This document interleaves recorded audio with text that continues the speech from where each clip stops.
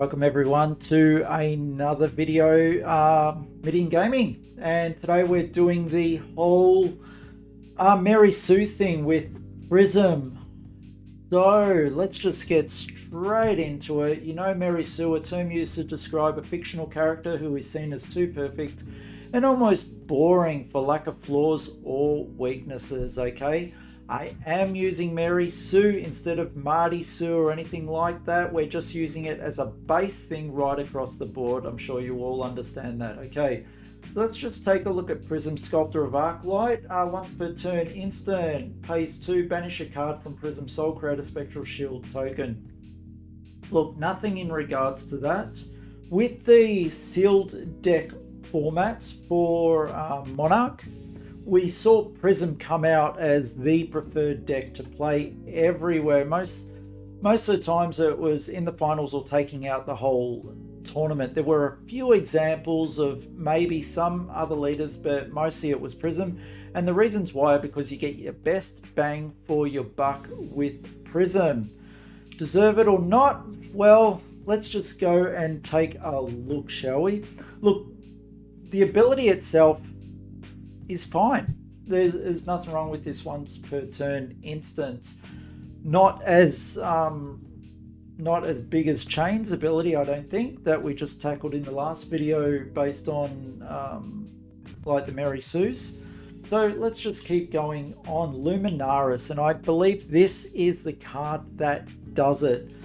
Let's just take a look at this, shall we? So during your action phase, illusionist auras you control are weapons. So any auras you control, they have 1 attack, and once per turn they can attack for 0. Now that is crazy, but this is where it gets even worse. While there is a card with a yellow color strip in your pitch zone, so just 1 yellow, illusionist attacks you control have go again. So by itself, this card, if you're able to get your auras out, they're all attacking for free and they're all attacking for 1 unless you pump them up somehow as well. It's crazy. This is one crazy card, and I just think it adds too much to the game. Like this whole aspect, and you'll see a consistent thing that anything that gives go again, and this can give multiple go agains. They're just playing cards at this point, as well as the cards. Remember, what I've said, they've got their biggest bang for the buck in cards. And providing a card like this, Luminaris, it's a beautiful card. It's a great card. Yeah, it is a majestic.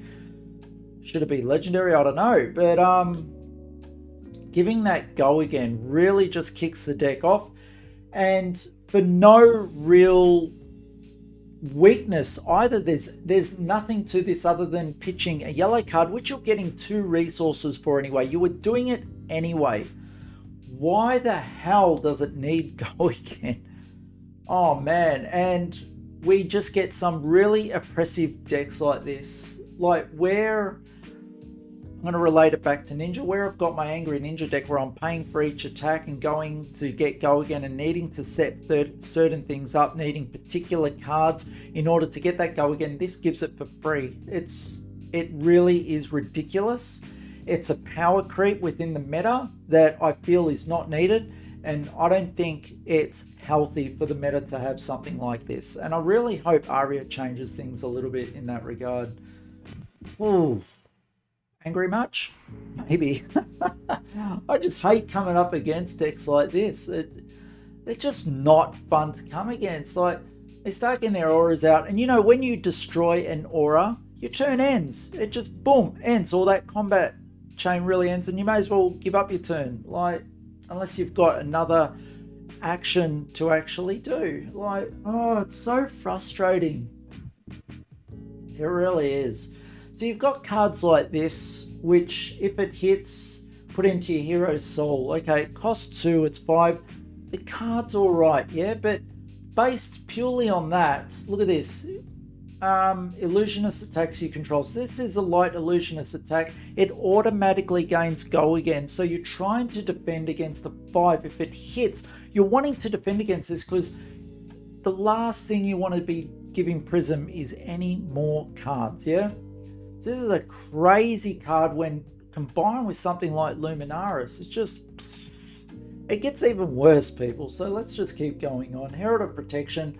Look, a good card by itself. You're paying 2. You're getting 7 attack on this. Plus the bonus, it goes into your Hero Soul and create a Spectral Shield. So it's got 2 bonuses coming off it. It is a 7 attack. You are paying 2, but you know what? Immediately it's got Go Again as well. You've paid the 2 to use this. It's got Go Again, and you're coming over with a whole bunch of free attacks that have been set up previously with various auras as well.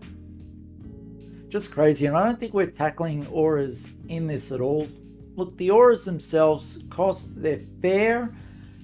This card just, wow, yeah?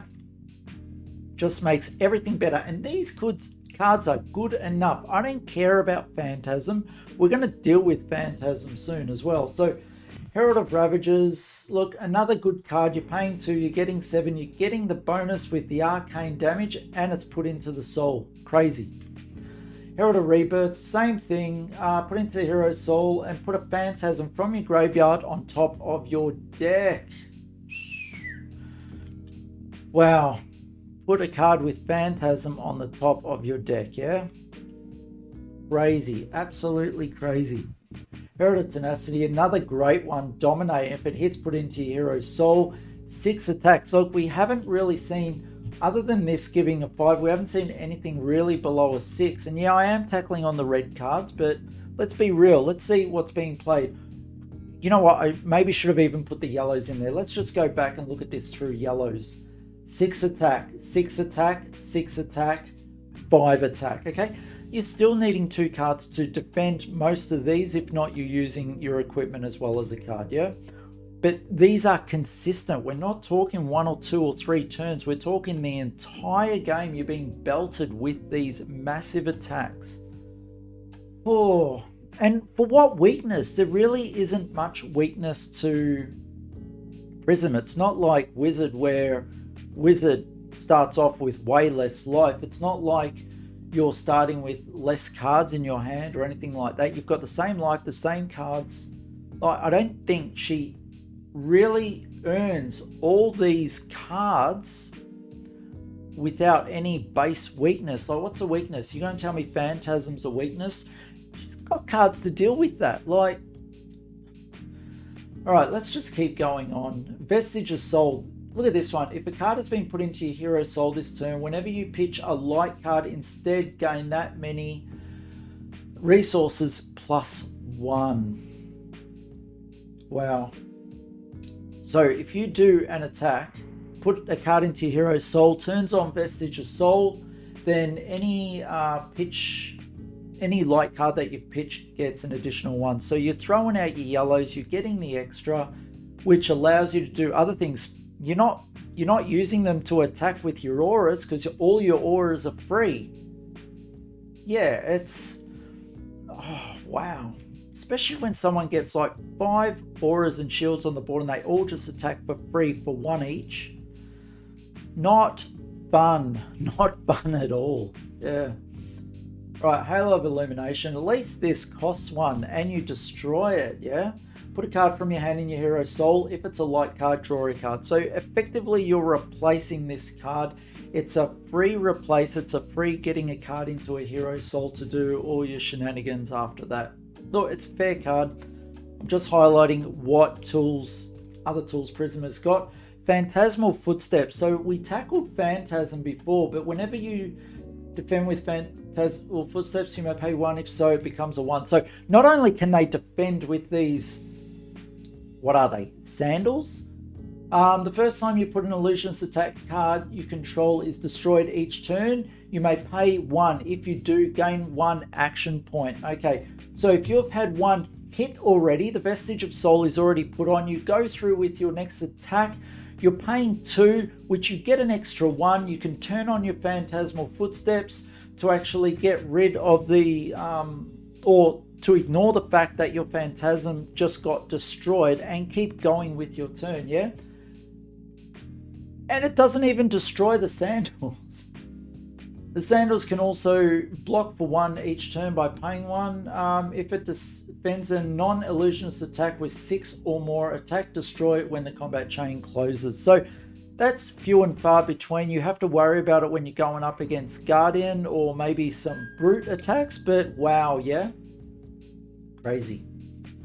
Alright, then we've got Dreamweavers. Destroy Dreamweavers. The next illusionist attack you control this turn, you can't gain Phantasm, go again. So, you know, you're playing cards with Phantasm. If you need a really big one to go off, and look, this is a fair card. This is the one that I spoiled. I'm really pleased with that. It's a great card. Based along with everything in the deck, Prism has so much for so little weakness and doesn't really have to work for it either. You can sit back, be confident in your cards, knowing that your opponent's not going to be able to keep doing what they do before you're able to get all of these shenanigans off, yeah?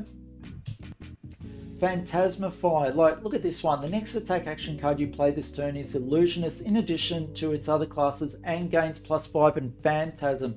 So you do that card, you snap your Dreamweavers, no longer has Phantasm, and you come over with an attack. We've been seeing them for 5s and 6s, now it's 11 with this Phantasmify. Crazy. Alright, if there's a yellow, it becomes +4. So what? It's huge.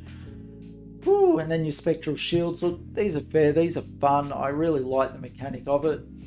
But overall, Prism, Sculptor of Arclight, I count as a full-on Mary Sue, getting so many abilities and not working for any of them, yeah? It's just a shame that this one card just really makes the deck. We're not going to see Prism used with anything other than Luminaris. Why would you? Like, it's just a crazy deck. Just these oppressive decks that are not fun to play against. Yeah. So guys, if you agree, disagree, put it in the comments. That's the video for today. Give it a thumbs up if you liked it. Give it a thumbs down if you didn't like it. If you've got some time, just subscribe to our channel. 1 second of your time means a lot to us. Stay tuned for future videos coming. All right. Have a great one, guys. See you all.